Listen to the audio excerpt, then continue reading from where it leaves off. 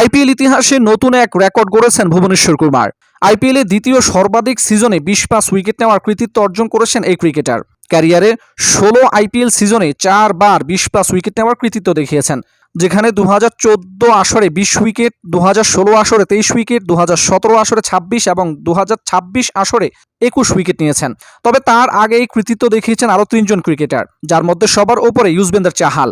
রাজস্থান এবং পাঞ্জাবের হয়ে খেলা এই ক্রিকেটার আইপিএলের 14 সিজনে 5 বার 20+ উইকেট নিয়েছেন, যেখানে 2015 আইপিএলে 23 উইকেট, 2016 আইপিএলে 21, 2020 আইপিএলে 21, 2022 আইপিএলে 27 এবং 2023 আইপিএলে নিয়েছেন 21 উইকেট।